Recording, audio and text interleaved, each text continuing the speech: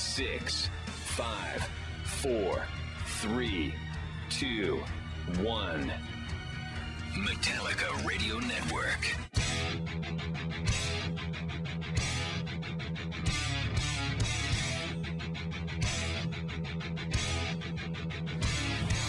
The Metallica Radio Network is on the air. Welcome to the world premiere of Metallica's Death Magnetic. With a worldwide release set for Friday, September 12th, James Hetfield, Lars Ulrich, Kirk Hammett, and Robert Trujillo are going to hang out and chat for the next hour about their new release. And now, coming to you live from Metallica HQ, here are your hosts, Dave Grohl and Taylor Hawkins. All right! Hey! Hello, everybody. Howdy. Hi. How are you? Ladies and gentlemen, my name's Dave. I'm Taylor. We're from a band called the Foo Fighters. You're probably wondering why we're here interviewing Metallica today. Why? I'll tell you, James. Because you've just made an amazing record that everyone's going to get to hear tonight. People are going to get to hear some songs off the new record. But let me just start by saying I've been a fan of your band for about 25 years now, I think, since 83, 84, around the Metal Massacre, Kill 'Em All era. Back then, I've been a hardcore, faithful fan for that long. Every time you make a record, I'm the first one to go get it, and I listen to it, and it reminds me why I keep coming back for the records. This album, you guys, this is your best album. I don't want to say it's your best album ever, but it's close. How do you feel? How do you feel?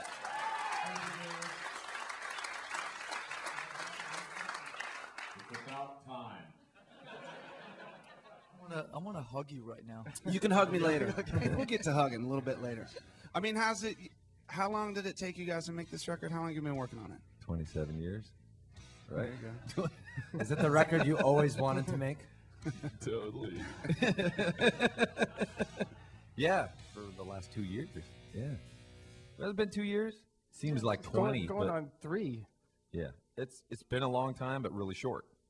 This was the easiest record to make because we're getting along so good. Yeah. And after St. Anger's near-death experience of us and the movie, I think we learned a lot about each other. And this movie was the easiest, or this well, we did make a movie of this too. Why would you not film yourself doing everything you Why do? do anything unless there's a camera on? That's what I always say. You know what I mean? That's the only reason why I get up in the morning. There you go. Also, you found the bathroom cam. Okay, Yeah. cool. All right. Well, we gotten along really well, and this was just an amazing journey for us. Good time. Also, working with Rick Rubin, who is the first time we worked with him, he has such a stress-free environment. He's really, you guys know him, he's really zen, he's really mellow, and there's no stress, and there's no hurry up and do this. Everything, he's open to everything, every idea that gets thrown. The word no doesn't exist. Hey, should we try it? Yeah, let's try it.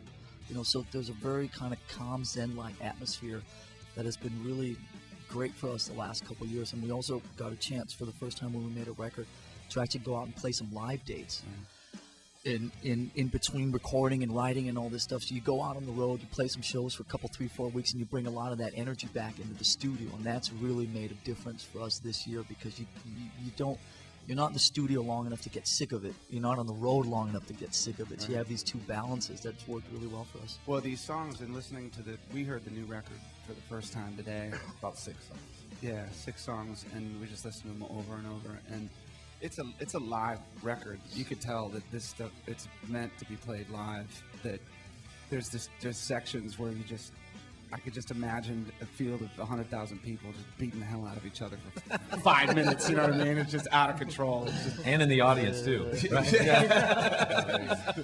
but I mean, honestly, what you guys did this time, for anyone who hasn't heard it, I'm really excited for hardcore fans listening to this record. There were 3 of us sitting around today listening to it, and it was just all smiles and air drumming, and it was really, awesome. really, That's really so psyched. awesome. Network.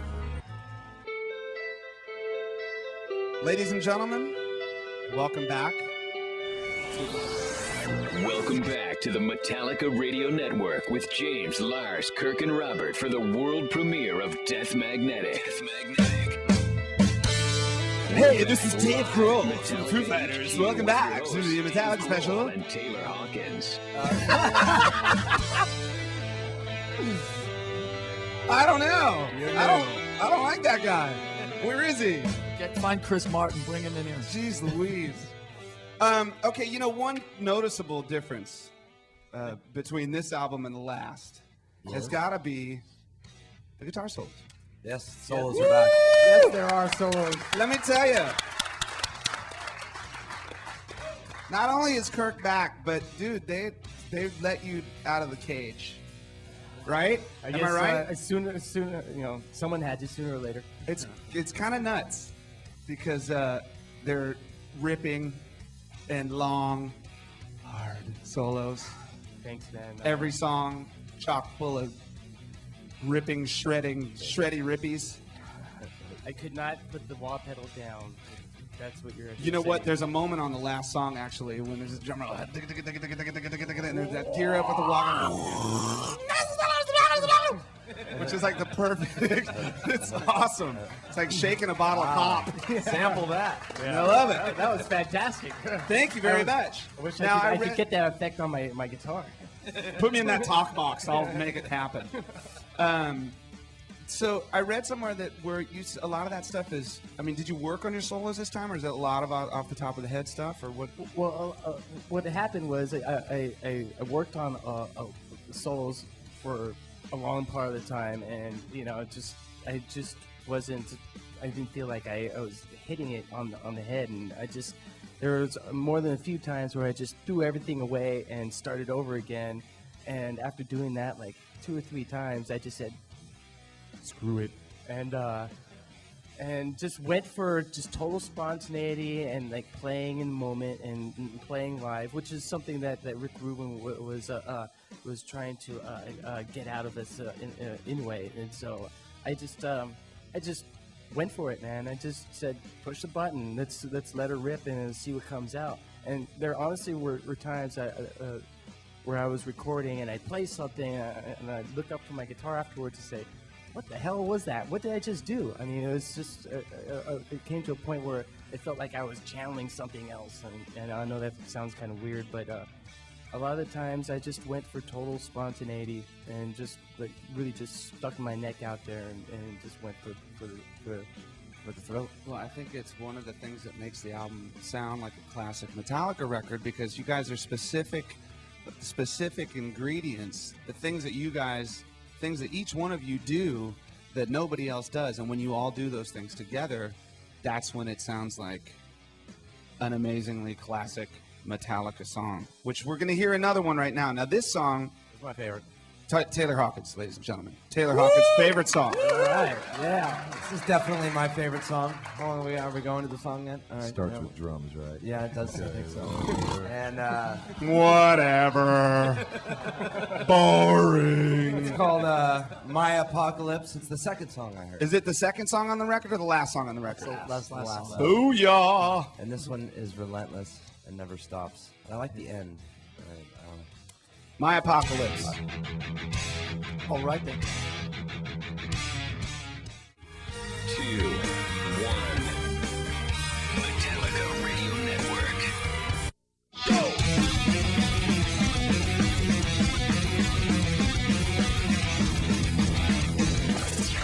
Metallica Radio Network. Welcome back to the Metallica Radio Network and the world premiere of Death Magnetic, live at Metallica HQ with your hosts Dave Grohl and Taylor Hawkins. All right, we're back with the Metallica guys. Yeah. Hello. I'm just kind of going down the line here, okay? We got to the solo thing. We kind of touched on the drums a little bit, but, we could do that all night. Yeah. We could have our own little drum circle here, but we'll spare you guys. I want to come sit over with you guys in a few minutes. Okay? Like drummers of the world unite. I just have to say, with you three guys, it'd be an incredible drum off. Let's just say that. be an incredible amount of Advil necessary for everybody too. Don would be working overtime. Amazing beat off. Yeah. Hey! All right. Rob, how are you, my friend? You're I'm next. doing great. Thanks. You're doing good? Oh yeah. Correct me if I'm wrong, but this is your first Metallica record? This is my first Metallica record. Yeah, it is! Yeah. Now, you're no stranger to the rock studio. You've made a lot of rock records in your life. Correct. What was it like making this record with these guys? I want to know. It was actually a lot of fun, a lot of jamming, and I was very fortunate to be sort of the middleman between Lars and James in a lot of situations. Kirk was actually spending a lot of time, he had his Slacking child. off, not here. No. Not showing up. He was representing the family. Other stuff, water skiing. And abandoned ship, Trujillo, take over. Yeah. And so anyway. Yeah, Rob filled that vacuous sort of position while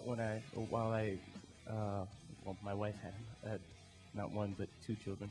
Oh, yeah. Jeez, Yeah. Wow. Not at the same time. Not at the same time. I mean, in the last 5 years, we've had, 4 children born? Wait. Yeah. Is this a 4 commune, this place? What is this? That's insane. Join Metallica and give birth. I mean, The Metallica baby factory, as we call Wow. it. Spit them out. Love family, man. Come on in. It's wonderful. but it was a lot of fun. We spent a lot of time in that room right over there, jamming and working it all out. I can say that sitting between Lars and James in there arranging a hard rock metal song is like going to the best school of songwriting you can ever imagine. Well, I that's mean, like, that was a as question huge I had. fans, like, That was a question I had when I was listening to a lot of the new stuff was, how do you arrange that stuff? Because the arrangements are insane. But that was also one of the great things that, one of the great suggestions that Rick Rubin actually made was getting these guys to kind of reunite with some of that energy from the old days, from the old school, and that old school of arranging. And it was a lot of fun, and, and just to kind of mediate at times.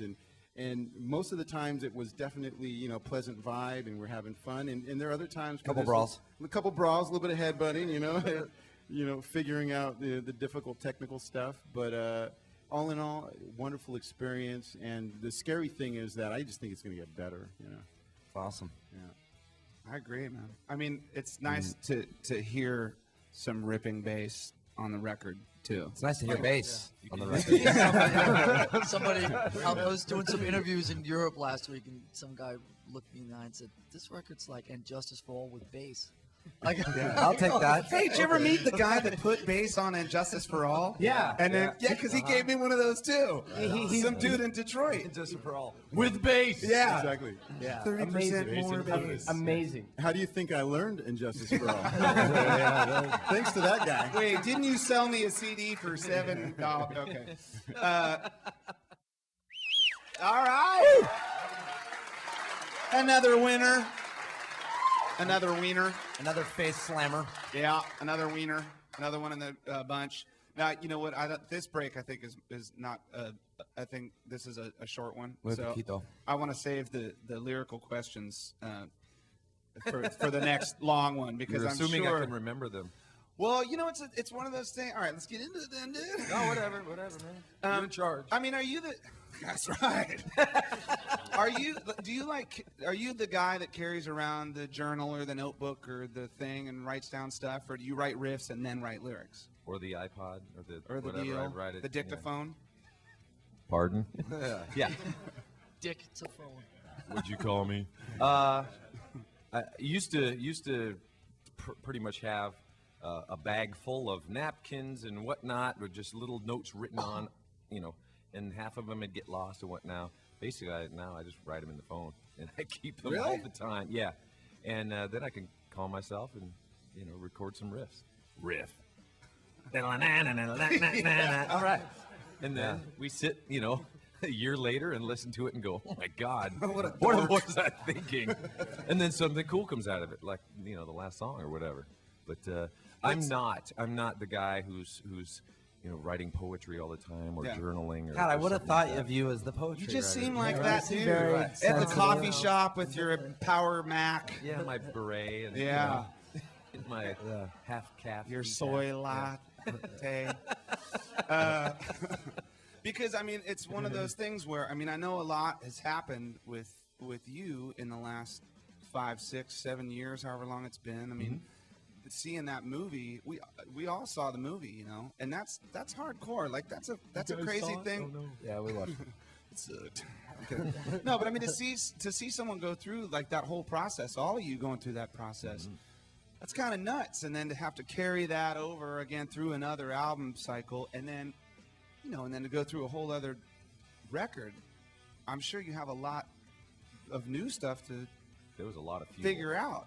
Well, there was a lot of fuel for this record lyrically because of what we went through. Sure.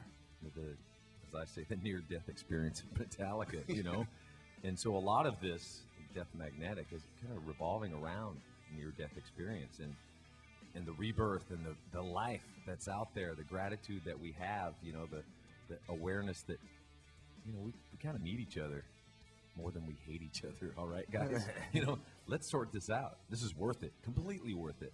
We go places with the key of Metallica, and writing about some of the fallen warriors that have passed, Lane Staley, and you certainly know one, and it could have gone that way. You never know. So writing about, and also what really inspired me was getting together with Rick Rubin and getting to know some of the stuff he worked with, Johnny Cash's stuff and the amazing stories of Johnny. There was an interview he did about his real near-death experience. He talked about the typical the tunnel, The and I saw lights. it all, and he came back for a reason, and he saw through new eyes, and just that gratitude for life. Yeah. There's something about that on this record. That's awesome.